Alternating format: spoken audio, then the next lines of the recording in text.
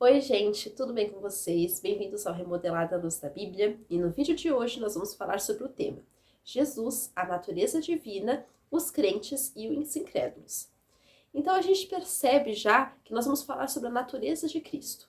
E nós vamos falar também sobre nós que cremos nele, sabemos que o Senhor Jesus é Deus, sabemos que ele também é aquele que nos veio para trazer a salvação, para nos salvar, mas nós sabemos também que há uma condenação para aqueles que não creem nele. Mas antes, vamos começar?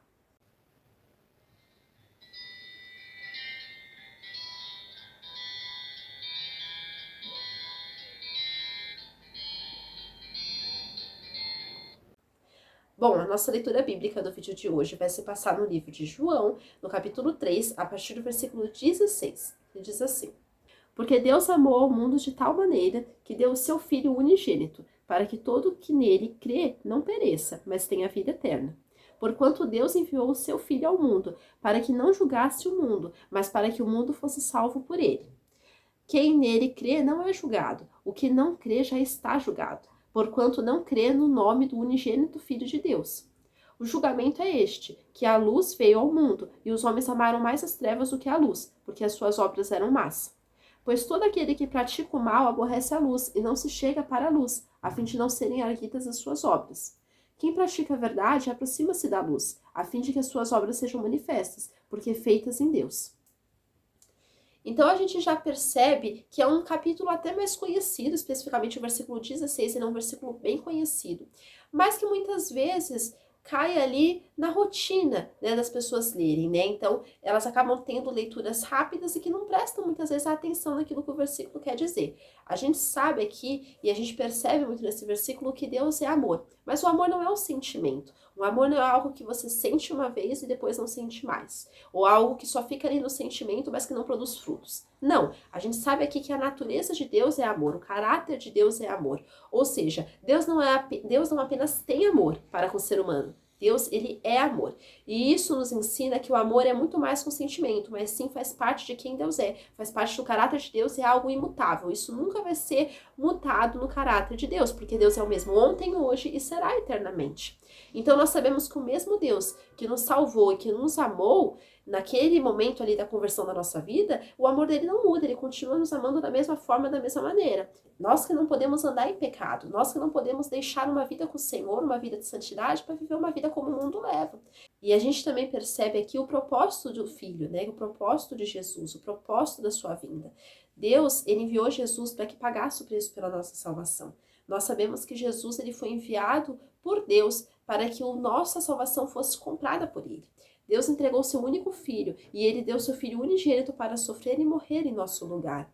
A atitude do Senhor dando seu filho é a prova de que o amor que ele nos deu, ou seja, o amor de Cristo a gente percebe na cruz, no sacrifício, na graça derramada a nosso favor. Porque como a palavra fala, que Deus enviou seu filho a nós, e morreu por nós quando nós ainda éramos pecadores. Porque por um justo pode ser que alguém até se anime a morrer, a sofrer, mas não por pecadores. Então, quando nós éramos ruins, quando nós éramos falhos, quando nós éramos pessoas ali que não obedeciam ao Senhor ainda, que andávamos desgarrados, fazendo a nossa própria vontade, o Senhor nos amou e o Senhor enviou Jesus.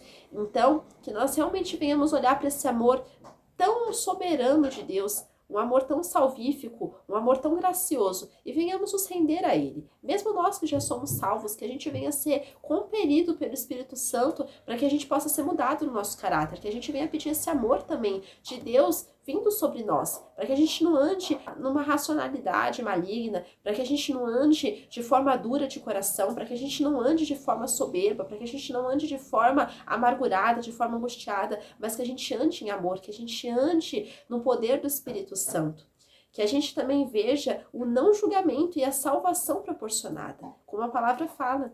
Porquanto Deus enviou o seu Filho ao mundo, não para que julgasse o mundo, mas para que o mundo fosse salvo por ele.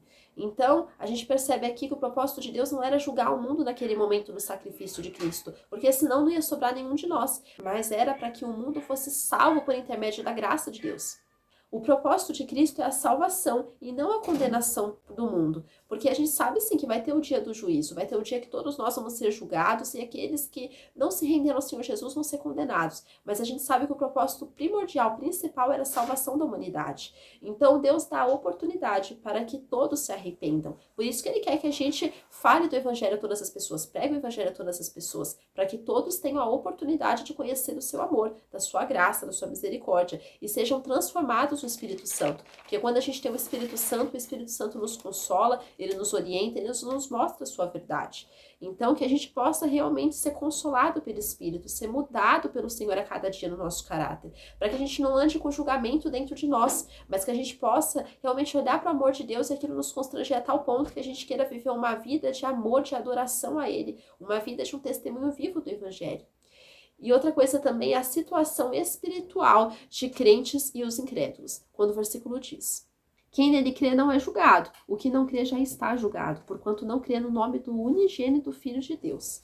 Então a gente percebe aqui que os crentes eles vão ser justificados sim pela fé, vão ser salvos pela fé, mas aqueles que não creem já estão condenados, porque eles desprezam ali o Senhor Jesus, desprezam o sacrifício, não crê na obra da cruz, não crê naquilo que o Senhor Jesus já fez por nós. Aqueles que creem no nome e no poder de Cristo não serão condenados, mas os incrédulos serão julgados por Deus e condenados no tribunal divino, porque rejeitaram a obra da graça.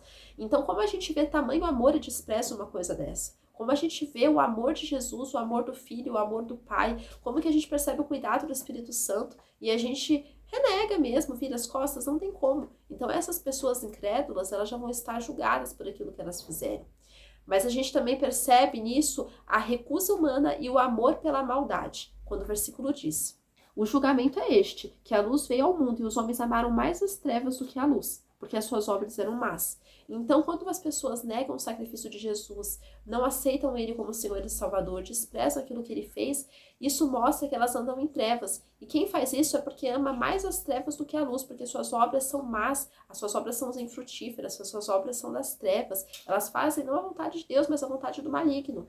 Muitos se recusam a aceitar e a obedecer os mandamentos de Cristo, pois estes amam o sistema maligno mundano do príncipe deste século. Então até vê o amor de Jesus, mas não consegue andar como ele andou, não consegue praticar aquilo que ele quer que pratique, não consegue obedecer os seus mandamentos. E esse que é o problema, quando muitas vezes a humanidade não se prostra perante o Senhor, não acata aquilo que a palavra fala, não se concentra em obedecer os mandamentos de Deus. Porque a gente sabe que o Senhor nos ama, mas assim como o pai corrige seus filhos, o Senhor também corrige aqueles a quem ele ama. E que há condenação para aqueles que desprezam a ele. Então que a gente não venha ser como os incrédulos, como aqueles que têm as suas obras más, como aqueles que desprezam os mandamentos, desprezam o sacrifício, mas que a gente sempre venha honrar o Senhor na nossa vida.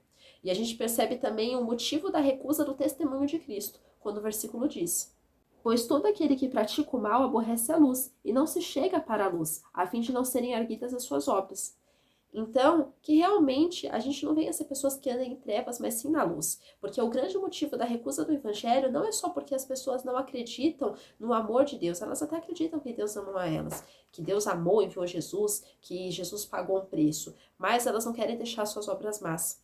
Mas sim porque elas não querem pagar o preço de obedecer. Que a gente não venha ser assim, porque a gente sabe que aquele que quer ganhar a sua vida aqui no mundo vai perder. E aquele que perde a sua vida por amor de Cristo vai ganhar. Então, se a gente quiser ganhar aqui e ganhar lá na eternidade, isso não é possível. Porque ou a gente perde aqui na terra, perde por amor a Cristo, anda ali a segunda milha, muitas vezes sai até no prejuízo, mas a gente faz tudo isso por amor a Jesus, para entrar no céu, a gente vai sim ter o nosso galardão, a gente vai entrar. Mas quando a gente quer ganhar as duas coisas, a gente não consegue, porque a porta continua sendo estreita. A porta do Evangelho era uma porta estreita que conduz à vida eterna, mas a porta do mundo não, a porta do mundo é larga, você faz o que você quer, você anda junto com a multidão, você faz os seus prazeres, mas ela leva a destruição eterna. Porque Jesus mesmo fala que todo aquele que quer ser seu discípulo tem que levar a sua cruz e negar a si mesmo todos os dias. Aí sim nós vamos ser discípulos do Senhor. Mas se nós não negarmos a nós mesmos, se nós não levarmos a nossa cruz, nós não vamos ser seus discípulos.